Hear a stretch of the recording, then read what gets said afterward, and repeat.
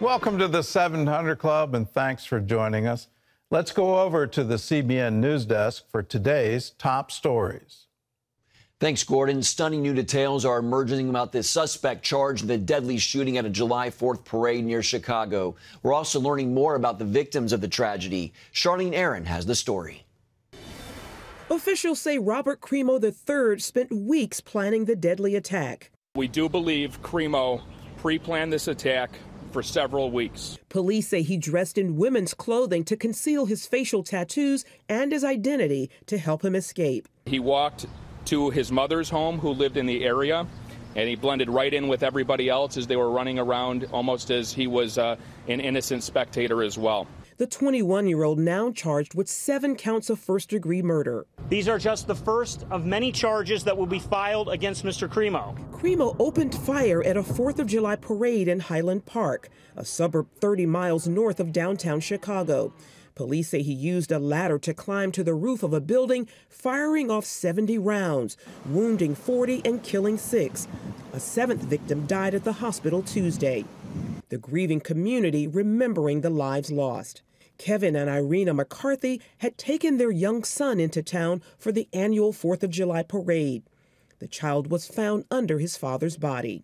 How do you tell an 18-month-old boy that mommy and daddy are in heaven now? There are no words. Jackie Sundheim was a teacher at her local synagogue. 78-year-old Nicholas Toledo was a dual citizen of the U.S. and Mexico. Officials say the suspect was known to police. In April of 2019, officers were called to his home after he attempted suicide. The matter then handled by mental health professionals. 5 months later, police were called again after he threatened to kill his family.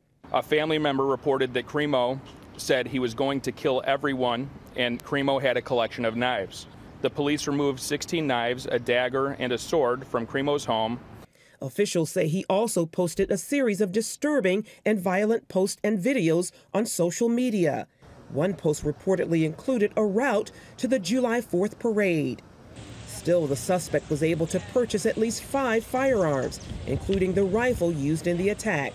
Some say the state's red flag laws could have prevented the mass shooting. Vice President Kamala Harris renewing calls for an assault weapons ban. We need to end this horror. We need to stop this violence.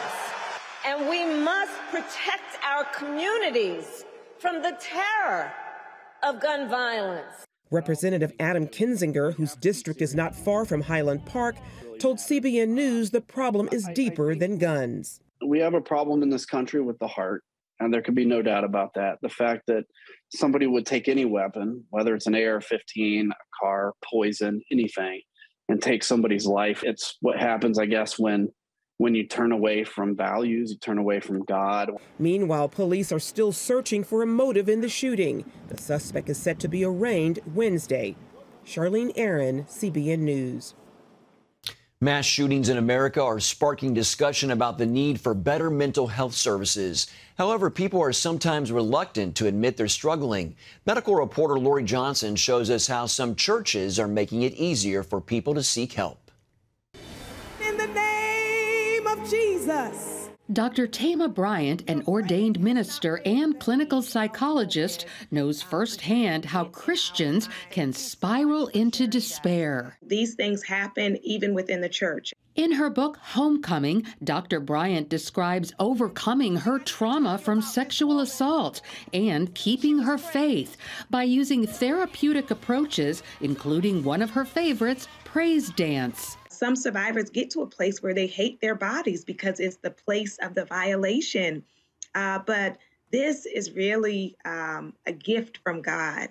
And so to be able to reclaim it, to honor it, to move our bodies, to dance to the glory of God has been a wonderful part of my healing. As president-elect of the American Psychological Association, Dr. Bryant says the church needs to create a culture where people can admit they're struggling and seek help. I know in my church tradition, when people say, "How are you?" the usual answer is blessed, or "I'm blessed and highly favored." And so we want to get to a place where people can say, "I'm blessed, and what is the rest of the story? What is the fuller story?" The tide is starting to change. While many churches are beginning to signal to their members that it's okay to struggle with mental health issues, some are taking it a step further by developing ministries to help people with these types of problems. At New Life Virginia Beach, Dr. Cyrus Williams leads a team of Christian professionals who treat people in the comfort of their own church. Because we do the counseling here. That's the unique part about it. We do the counseling here in the church. So we try to take away that stigma. Demand is high given the growing number of those struggling with depression and anxiety. And then we get into addiction counseling.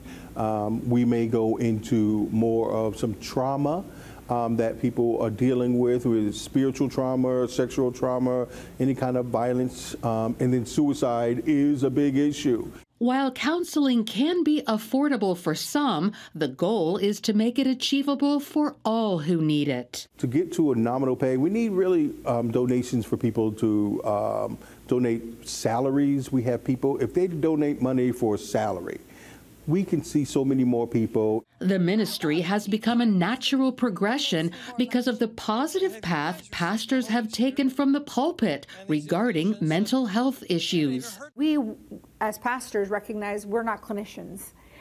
We don't provide mental health care, but we do recognize that it is an essential part of being whole before the Lord. And so we want to partner with those who are professionals, just like we would partner with a doctor who is a professional in dealing with cancer or other sicknesses. New Life Church also hosts mental health forums and seminars. And so we wanted to make sure that our congregants, our leaders, were equipped to be able to recognize symptoms of people who are struggling with mental health issues and could then refer them or get them the help that they need. So while mental health problems within the church can still be considered taboo, more leaders are trying to erase the shame so people can get the help they need. Lori Johnson, CBN News. A new survey shows an overwhelming majority of Americans believe the country is on the wrong track. According to the Monmouth University poll, only 10% believe the country is going in the right direction, while 88% say it's going the wrong way, including 80% of Democrats and 92% of Republicans.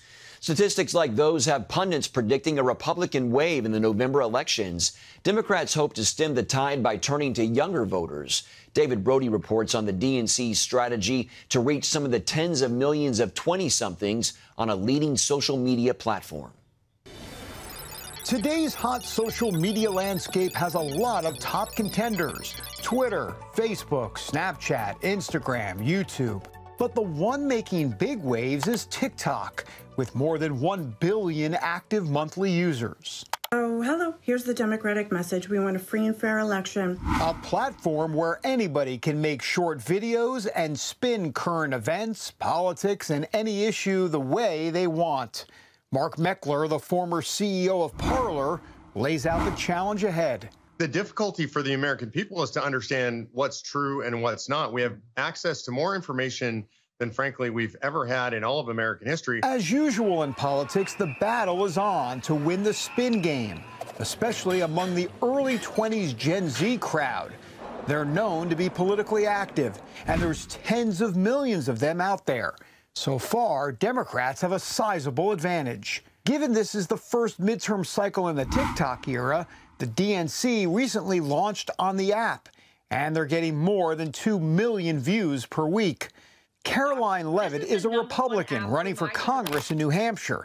At age 25, she is a member of Gen Z and would be the youngest person elected to Congress if she wins. She understands the battleground. I want your viewers to understand just how significant and frankly dangerous this is, that the DNC is now utilizing TikTok. This is the #1 app for my generation of Americans. It's where they go to seek their news. My generation is not going to go and fact check these videos. We've lost all critical thinking skills because of social media. So the Democrats are capitalizing on that. They're going to continue to brainwash my generation of voters, which is why it is so important that we push back on this. And while the Republican National Committee still has no TikTok page, the White House is bringing in influential TikTokers to give them talking points on how to discuss things like rising gas prices. 18-year-old Ellie Zeeler has more than 10 million followers. Why is gas so expensive, and why is the United States inflation rate at a 4-time decade high? I had the opportunity to ask the White House why gas down the street is $7, and here's what they said. Regarding Ukraine, the Biden administration turned to Aaron Parnas, since he's a powerful TikTok influencer in this area, with live streams that garner millions of views. For the first 15 minutes or so, they briefed us on what the United States is doing to help European allies. And then the remaining 30 minutes, we were able to ask questions like journalists about concepts that our viewers or questions that our viewers wanted answers to. One criticism here is that the White House is engaging in state-run propaganda through the younger generation's top social media platform. Democrats, however, see it as a strategy poised to pay political dividends. Is that a genius Democratic move or a Lord help our country movement, a moment, if you will, that the White House is bringing in influential TikTokers? It is wise of them because they understand that these sites are powerful. They recognize that they are winning with my demographic of voters, and they realize that the Republican Party, our side of the aisle, is doing nothing to change that. Another complication is that many Republicans are reluctant to get on TikTok because of its connection to China and privacy concerns. That personal data could be stolen. So instead, they turn to Instagram and Snapchat, two other healthy, viable alternatives. But what about old school campaigning? How effective can that still be? If you don't go on TikTok, you can do this other ways. You have to kind of double up the efforts on other platforms or other ways to get Gen Zers in. In other words, that's the strategy. Yeah, absolutely. Get on all of the other sites and then meet these voters where they are in person, right? There's no more effective campaign tool or no more persuasive method you can win a voter over by looking them in the eyes. At this point for the GOP, winning over voters on the issues and in-person campaigning the old-fashioned way may be their best bet, because when it comes to TikTok, it's no contest. David Brody, CBN News, Washington. A note on the concerns over protecting user data on TikTok. This week, the Senate Intelligence Committee asked the FTC to investigate whether the company misled U.S. officials about China-based employees reportedly accessing American user data. And you can get the latest from CBN News at our website, cbnnews.com.